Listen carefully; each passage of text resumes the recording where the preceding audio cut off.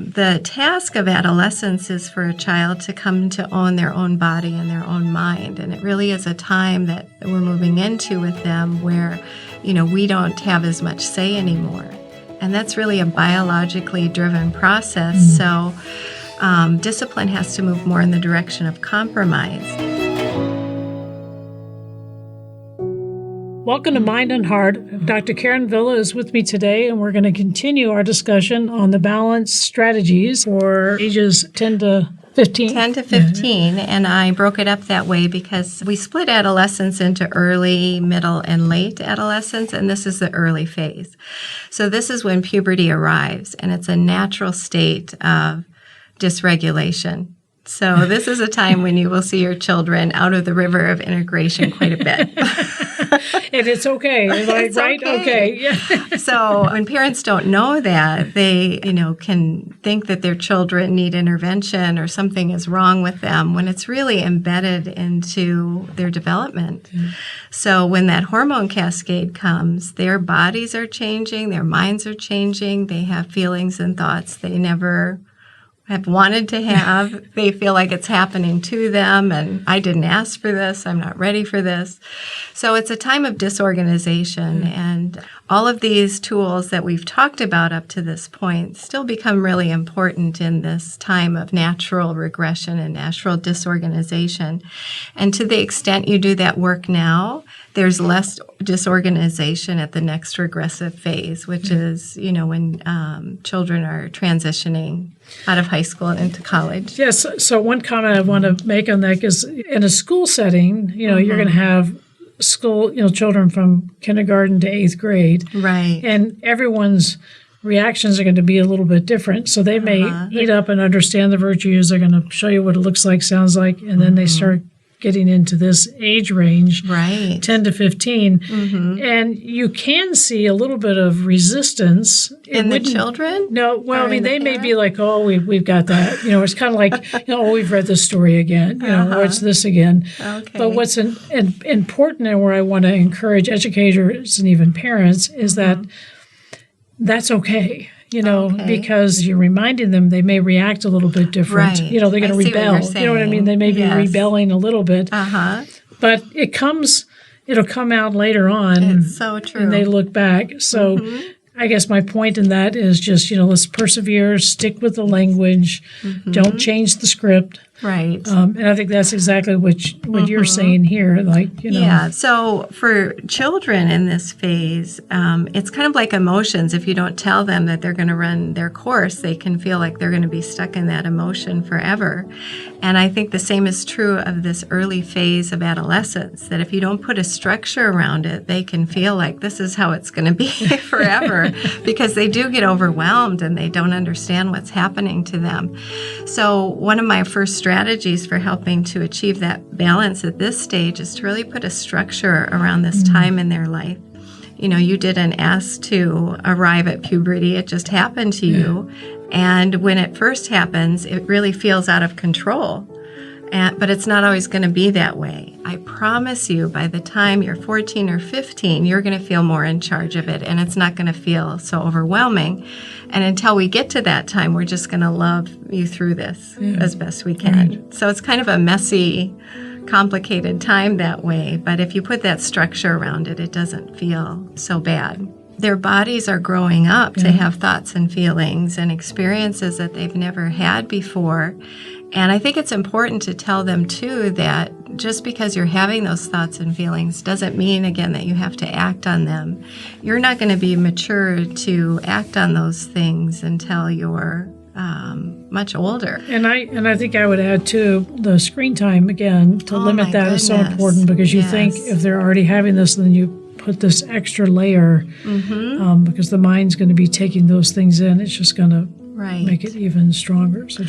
So there's all this internal stimulation from the hormone cascade, and then you add a lot of external stimulation, and it's frightening and overwhelming. So I am recommending that parents not introduce smartphones until the end of this time, right? Because they're really doing a lot of work, and there's a lot of brain growth that is happening as this hormone cascade comes online. And they can really short circuit a lot of developmental tasks, which again are about achieving balance in the midst of this change, growing up into a more adult body. So like a freshman in high school is probably the best idea. Best time, exactly, yes. I have parents tell me that there are 7-year-olds on their phones at school, and it's just our acceptance of this is getting a little out of hand. Right, and it's really interesting because, we would always, take them up during the day or whatever, not let it interfere, but there's a lot of schools that are like tech-free and they don't even bring it in, so we see the importance of it. So hopefully it'll start moving in the other direction. Out. Exactly. I know when kids go to the hospital for a psychiatric problem, that's the first thing they do is take away their phones because they find that they just get so much more dysregulated when they have them. Easily. Yeah. So we have to kind of turn up the volume on that and take that seriously. This 10 to 15-year-old time is a time of intense growth, and it just interferes with it if, there's too much screen time. And that's the best way you can help them is to limit that. I think so. Yes. Yeah. So what's the second part of this? Well, the second one, it goes back to this peer relationships, I think, with this grade, because it is a time of separation and individuation. So they're separating from the adults in their life, and they're taking that energy and that love, and they're kind of devoting it now to their peer group. Yeah. And that's important that they do that. They're learning complex thinking and relational skills then. But sometimes it's too much and it's not balanced with family time. So time to still relate to and connect with family. So you want to support that, but you don't want it to be a substitute for parenting and family time. And we talked about, I can't remember which episode it was in, maybe in the second or third episode, we talked about how they really do isolate themselves in an island, and that's we want to make sure that doesn't happen. Yeah, they have these devices, and they're connecting to their peer group too much, and that together puts them in this realm where there's a very unvirtuous set of rules operating, and they're very vulnerable because of it. And I tell parents, you have to find a way to get on the island. Yeah. So you either exactly. And sometimes that's showing up at school and just checking on them, or sometimes it's doing a phone check if they have phones already, or it's removing them to go do family activities because they're not developed enough to be on an island by themselves yet. The other thing I would say about this time, and you probably see this with middle schoolers, they can be very self-conscious. Oh, yes. Right? Yes. So because they don't know what's happening to them and they don't want attention focused on them because they can barely figure it out themselves. So direct conversations about emotional and relational issues can be very off-putting to them. So this is where it becomes important to have kind of indirect conversations. So when they're driving in the car, or, as you're talking about how somebody else is dealing with an issue rather than them directly, they'll be able to benefit from it more if it's more indirect. And I noticed when I taught junior high, I loved teaching it because every day was different. Because it was just you never knew who was going to come in that day, and I loved the excitement. Yes, it does make it very interesting. But I always found, when you talked about this too, that it's just the setting the boundaries. So if I was clear about the classroom rules, and even down to how you grade the paper, how you treated one, they have a strong sense of justice. They do. Right? So if I was, clear and I followed the rules and the game plan, it was great. I had a great rapport with them, and I loved it. I loved teaching that age group. It's such a creative time. Oh, yes. It's so interesting for them to see them blossom into their own person or begin to do that. And bodily boundaries become very important. So where you might have, hugged and scooped your child up in those earlier years because they are struggling to understand their bodily changes, it's not as easy to just reach in and grab a hug or tell them what to wear when they're wanting to figure that out themselves. Now, they do have to learn modesty, but you want to teach modesty, but you also want to give them choices so that they feel like they are learning how to get in charge of their body and mind.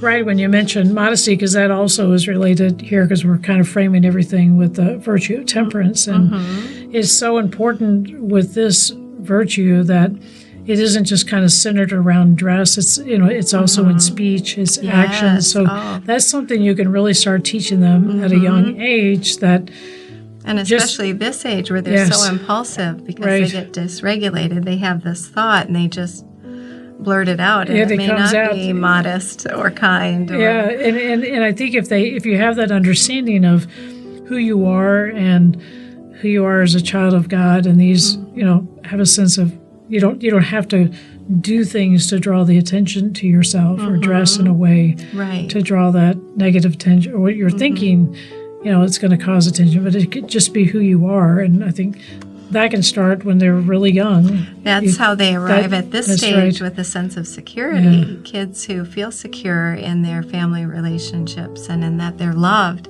aren't going to be seeking out that negative attention or that unvirtuous attention. So this is a complex age, but I think you've done a great job giving some strategies on that one. So what about the second part? Or was there anything else? I think we can move on from there. But the task of adolescence is for a child to come to own their own body and their own mind. And it really is a time that we're moving into with them where, we don't have as much say anymore.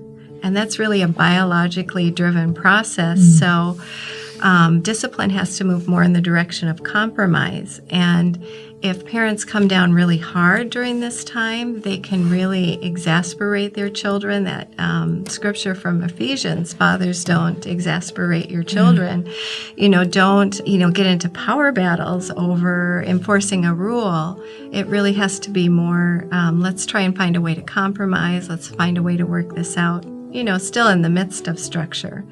But if you get really harsh and hard about enforcing rules rather than learning compromise, you will see a lot of dysregulation in this age group. And that can be very unfortunate because then children start to separate and individuate through rebelliousness rather than through, I'm focused on goals and I'm trying to take these sexual and aggressive instincts to build a good life for myself. Tame them for building a good life. You don't want it to be rebellion. It's just so fascinating just how all of this is so integrated. And I mean, of course, we know God. It's all part of His design, And it is, just so beautifully done. And it really is miraculous how all of this stuff unfolds, right? So any other points there? Well, this time in becomes more important for teenagers. This is why you find them in their rooms a lot. And they are really turning inward to figure out what all these internal changes mean. So they need more privacy. But there's balance that's needed there. You want them to have that privacy so they can come to know themselves. That's the separation and individuation. But too much of it can disconnect them from reality, can disconnect them from, virtue in the world and, what the limits and so would you workings say, of the world are. That's really interesting with the time in part too. So and then as they're doing it, I would think that something, like journaling for probably girls would be more inclined to do that. What would you recommend for young men or boys to do? Boys, I find what regulates them more is physical time in those teen years, that they get better control over their impulses if they're very physical, and that gives them that time in. And it gives them that physical time to help tame kind of the overwhelm of those instincts. Right. And then again, like I mentioned with the girls, it would be the journaling or something, some guys singing do that music. Too. Maybe just something, I think, to encourage them to find something to be able to reflect. Right. And that really comes from a value system and knowing that that reflection is going to be so important in mastering their inner world and figuring out who they are and then having successful separation, which is what that stage is all about.